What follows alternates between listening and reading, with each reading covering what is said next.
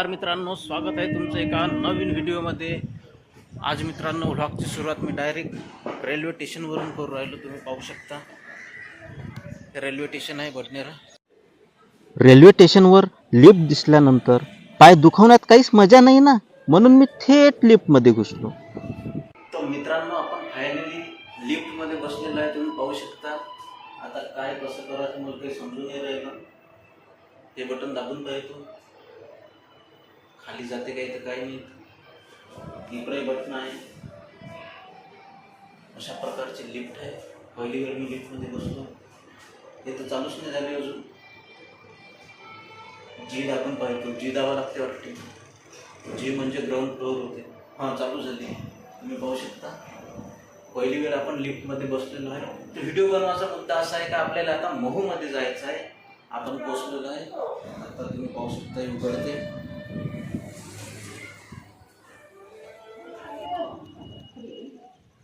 तर मित्रांनो 14 एप्रिल जवळ येऊ राहिली आहे आणि आज आहे 12 तारीख। तर ठरवलं का आज आपण महूले जायचं, डॉक्टर आंबेडकर नगर आणि तिथची 14 एप्रिल करायची। तर आत्ता आलो आहे आपण बडनेरा रेल्वे स्टेशन आणि इथून डायरेक्ट गाडी नाही म्हणते, इथून आपल्याला जावं लागते नागपूर आणि नागपूरला गेल्यानंतर आपण पाहू तिथून जनरलनंच प्रवास करायचा आहे। तर ठीक आहे।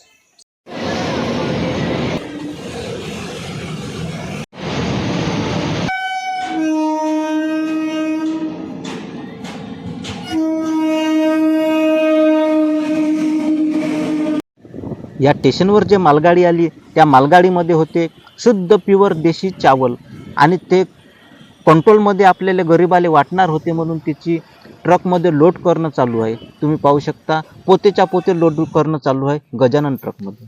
या स्टेशनवरील बाबासाहेब आणि छत्रपती शिवाजी महाराजांचा फोटो पाहून प्रवासाचा आनंद अगदी द्विगुणित झाला।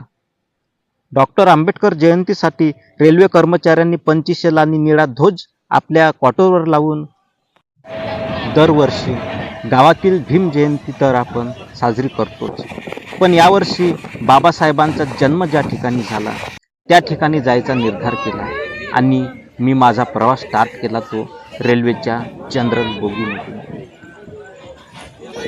रात्रीचे 7:30 वाजलेले आहे आणि बाहेर काळा कुट्ट अंधार पडलेला आहे।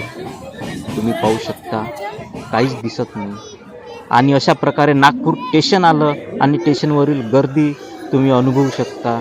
खचाखच भरलेलं नागपूरचे रेल्वे स्टेशन। गाडीमध्ये बसण्यासाठी जेवढे लोक गर्दी करू राहिले तेवढेच उतरासाठी गर्दी करू राहिले।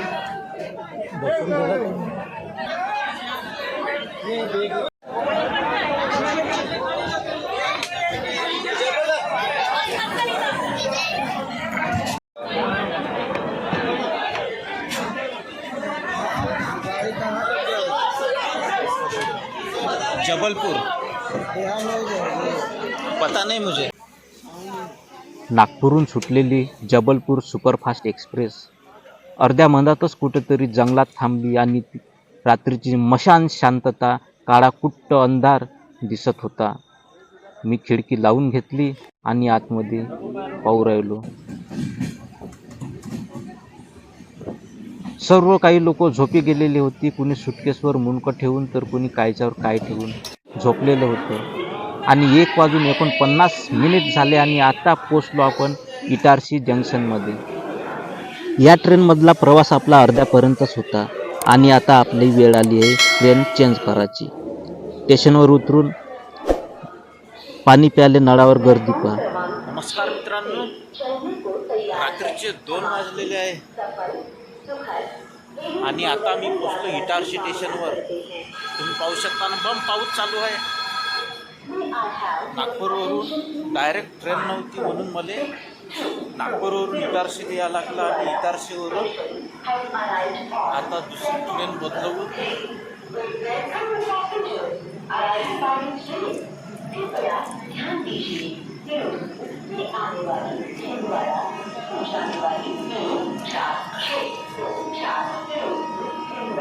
तो दुसरी ट्रेन बदलावा लागते आणि डायरेक्ट इंदोरला जावं लागतं।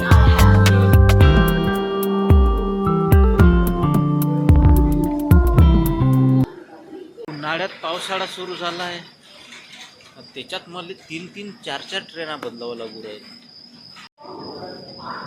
बडनेरातून आलो, नागपुरात उतरलो, नागपुरातून ट्रेन बदलवली, कुठं आलो आता, इटारशीला आलो. रात्रीचे 3 वाजले. तर इटारशीवरून ट्रेन बदलावा लागते इंदोरसाठी. इंदोरवरून बस पकडा लागते. च्या माय बिन निस्ता माय प्रवास चालू आहे ना, रात्रभर झोप नाही. आणि इकडं पाऊस एकदम मुसळधार पाऊस चालू आहे. उन्हाळ्यात एवढा पावसाळा तर कधीच पाहिलं नाही. आलो कायच्यासाठी काय ताल होऊ राहिला, त्यामुळे चिखलकर अकात होणार आहे. पाहू पुढं काय होते. तर सध्या स्टेशनवर बसूनही ट्रेनची वाट पाहणं चालू आहे. 3 वाजताची नाही, 4 वाजताची ट्रेन आहे म्हणते. पाहू मग, झोपून जातोपर्यंत मी जागतो. समोरून जे गँग चालली आहे बायाची तुम्ही पाहू शकता. हे सर्व मोहुले जाणारी गँग आहे. कारण आपले लोक आपण बरोबर ओळखतो. सर्व जय भीमवाले आहे. भीमराज की बेटी मैं तो जय भीमवाली. म्हाताऱ्या कोताऱ्या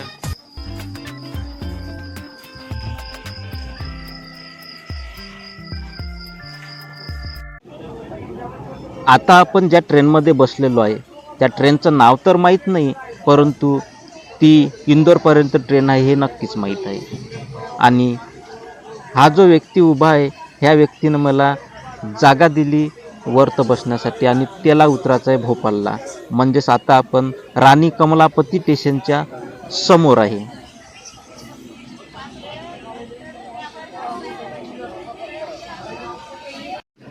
पायातील चपला आणि बूट ठेवण्यासाठी रेल्वे प्रशासनानं रेल्वेमध्ये पंखे लावले आहे. त्याबद्दल त्याचा मी सर्व भारतीयांच्याकडून मनपूर्वक आभारी आहे. आणि आता विचार चालू आहे की झोपू का जागू, की गर्दी पाहू. पुढचं स्टेशन येत आहे भोपाळ. आणि भोपाळला उतरण्यासाठीची तुम्ही गर्दी पाहू शकता. अंगभर. मला जागा देणारा माणूस अजून उतराचाच आहे.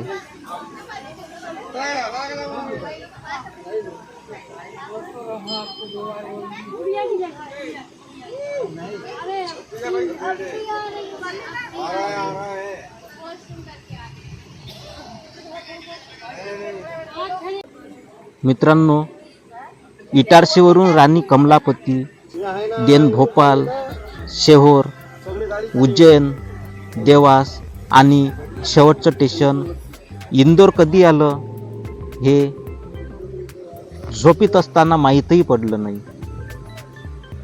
तुम्ही पाहू शकता खचाखच भरलेली ट्रेन आणि हागामुतासाठी जाणाऱ्या लोकांची गर्दी. मी म्हणतो एवढं पाणी प्यावंच कायले क 10 वेळा तुम्हाला मुताले जा लागन. मी तर एक घोट पाणी पितो न रात्रभर जात नाही, कारण मी ते परिस्थितीच मायावर येऊ देत नाही. पण येईले मोठी खाज. गट गट पाणी पिऊनच घेते न, लोकायले त्रास देते ना आपणही त्रास घेते. तर तसं केलं नाही पाहिजे मित्रांनो.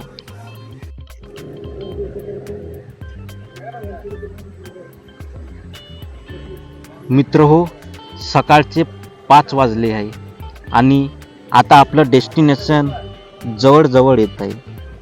इंदोर स्टेशन जवळ येण्याची वेळ झालेली आहे आणि थोड्याच वेळात आपण पोहोचू इंदोर स्टेशनला.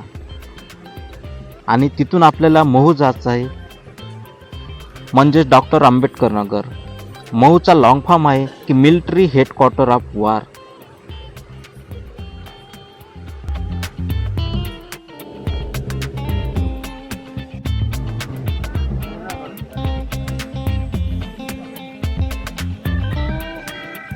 एकंदरीत सर्व लोक झोपी गेलेले आहेत. कोणी उभ्या झोपू राहिलं, कोणी बसल्या झोपू राहिलं, तर कोणी झोपल्या झोपू राहिलं. पण मी डोक्यावर हात ठेवून झोपू राहिलो. डोळ्या लागू नव्हता राहिला. आणि अशातच पोचलो आहे आपण आपल्या स्टेशनवर. तर चला आपण उतरू पहिले.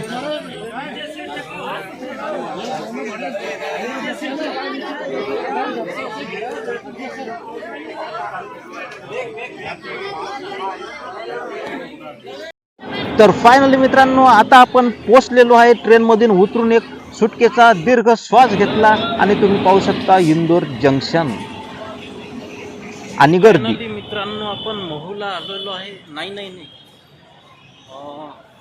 इंदोरला आलेलो आहे आणि 12 वाजले, दुपारचे 12 वाजले आणि आपण इंदोरला आलेलो आहे.